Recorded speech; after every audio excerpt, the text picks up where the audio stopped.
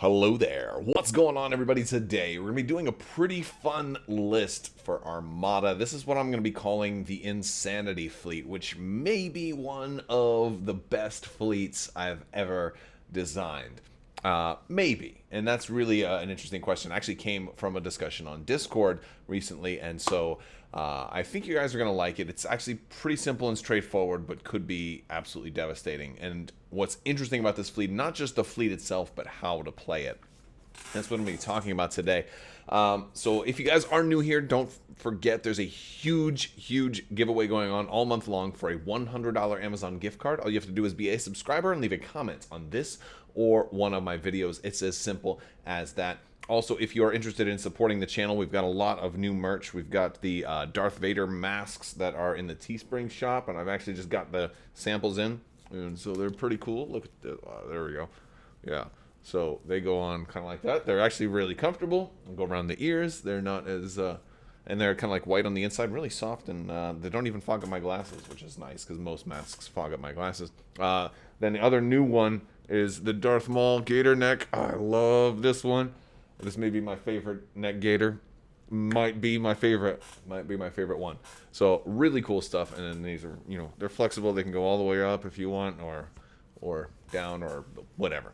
Anyway, really cool stuff. There's links for all that stuff down below. All right, let's go ahead and talk about this build, because I'm going to be calling this Insanity.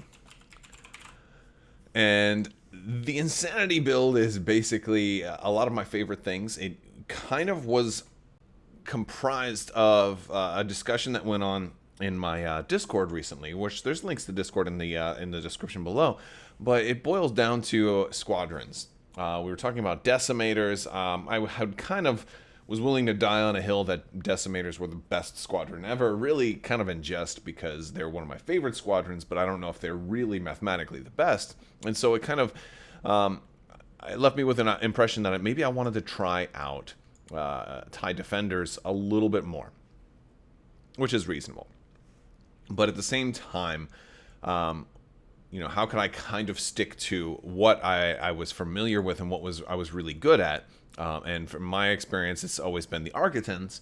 So, and the thing is, it's harder to make Architans work with squadrons. So what I used to run like 4 Architans and a whole bunch of decimators. I would run something like that and a whole bunch of these guys. Let's find them, the basic decimators. This isn't the build. This is just kind of the inspiration for the build. Because you can run 6 decimators at 132 points. This gives you 348, and then you throw in a commander and some officers or some upgrades, and you got your 400 points right there. Now, I was trying to say, this is a lot of firepower, because one of the things I'd like to do is I'd like to fly the decimators all together as like another ship that somehow isn't vulnerable to anti-ship firepower. Well, anyway, so it's kind of an evolution of that type of list. It's a list I've had a lot of success with. I've done very well with decimators, but I decided, let's try it with defenders. But what is my ship core going to be like first? Well, one of the interesting things is that I actually have 5 Architans, and I love to run Architans with enhanced armament, because it gives me, look, there's a lot of people that like to run that. The people will make an argument for slaved turrets on an Architans, because you're still going to get that big side shot, but you're not going to get the front shot. And I won't ever do that. And I'll tell you why. It's because what people will try to do to beat multiple Architans flying in kind of a conga line is they'll try to kind of cap the T, where they kind of come in and get you from the front or the back or something like that, right? They want to come in and kind of stop your line from moving. They want to cut you off. And that's where you can kind of punish them, because the Architans has this big front and rear black die. And so if you're doing one of the things that I tend to do when I fly these guys is a lot of concentrate fire commands. Now all of a sudden you think, oh, you've only got 1 die on the front. But if you get up close to me to try to punish me, now I'm going to hit you with 2 black and a red. Because of concentrate fire, and it's gonna hurt. And maybe I have double arc on you also. So I always want to make sure I can do both shots. Enhanced armament allows that, but it is also very expensive. So a comfy medium here is quad battery turrets. Quad battery turrets is just a potentially really great card. Really great. It does give this ship access to all colors of dice now. We have the potential for both, for a blue dice now, in addition to our potentially black and, of course, lots of red. But gives us a better chance of accuracies also in case we're going after those flotillas or something like that. But it's not guaranteed to always work. And there's going to be a couple of things in here that aren't guaranteed to always work. And that makes sense. But I'm going to go for like basically three different ways in which this list can be successful. And one of those ways is going to be if your opponent is flying faster than you. This will be a list that I probably fly at speed 1 for a majority of the game. And so if somebody does want to try and cut us off, they're going to have to come in fast, and hopefully I'll be able to punish them for that. And so that's one way that all of my ships are going to have additional guys. And so I'm going to run boom, boom, boom for, we're going to make it 5. We're going to go with a lot of, this is going to be a lot of ships. And that's another way that we're going to do well, is just by having a lot of firepower. But that's not necessarily, the ultimate strategy, but it's certainly one of my favorites. Our commander, I'm going to go into method number 2 of how I can be more successful with this particular build, is going to be Ramadi. Ramadi is going to potentially make this build awesome if I'm able to line up shots, if I'm able to obstruct my own shots or have obstacles obstruct my shots. Flying Architons is actually very easy to do that, because while I want a circular strafe, my opponent's up here, I want to take them and kind of go keeping the side arc on them the whole time. Well, if I fly multiples, I can have like one guy on the center and 2 guys on the outside, and maybe he's obstructing both ships' shots. There's ways to do that, to kind of line them up to where you have a greater chance of having most of your shots obstructed.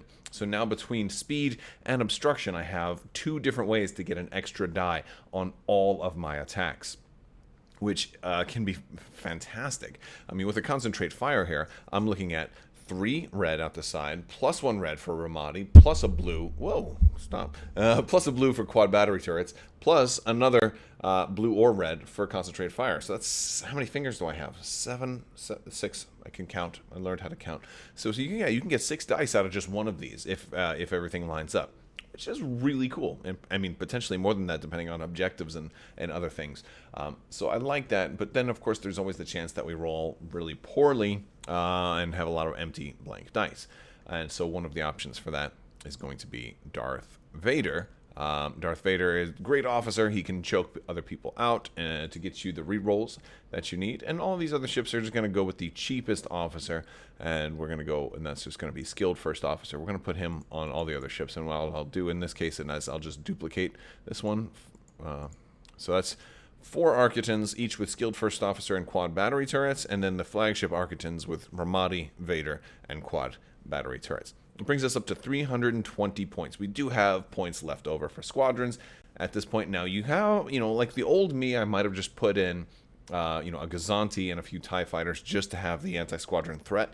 Certainly an option here, but I wanted to have the bigger squadron threat. And this is going to be the third way that this list can do well, and that's if I go up against a squadronless build, which there are several, at least in my area, that like to run without squadrons, primarily because I ran without squadrons for a long time.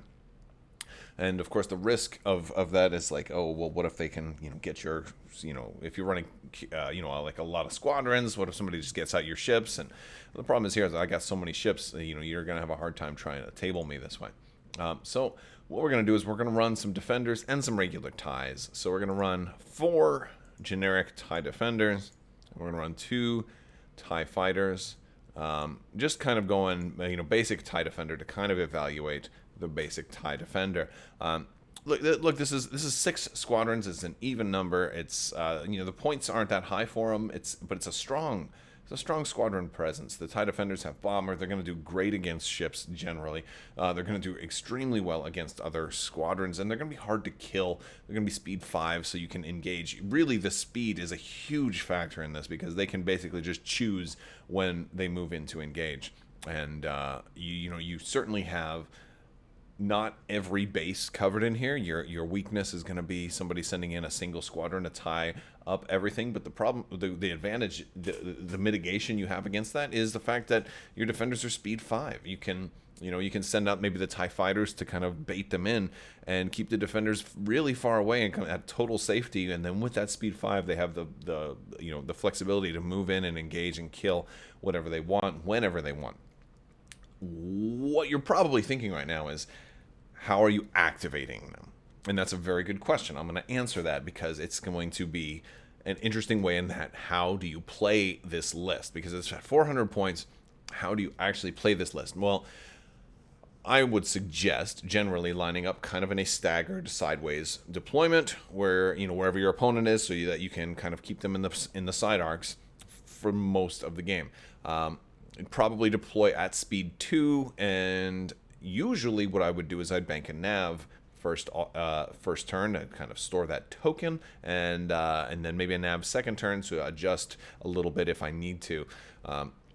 But in this case, I think the first command you do is a squadron command on every single Architans. I think you want to have every single ship you have bank a squadron token. And that's going to give you 5 squadron activations.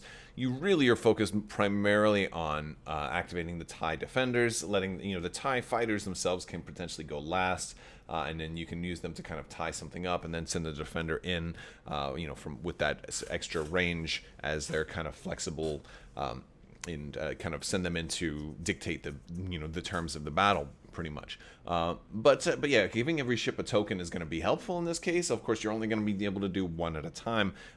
You can do 2 at a time if you queue up squadron commands later on, but I don't generally feel like that these ships are particularly good at doing squadron commands in the middle of the game. So that's something it's gonna kind of depend on what your opponent is running. If they're running a very high squadron build, you may have to do more squadron commands on maybe 2 of your ships, on turn 2 or 3, to kind of balance things out a little bit and activate 2, and then the next guy goes and activates 2 more, and then you kind of going from there.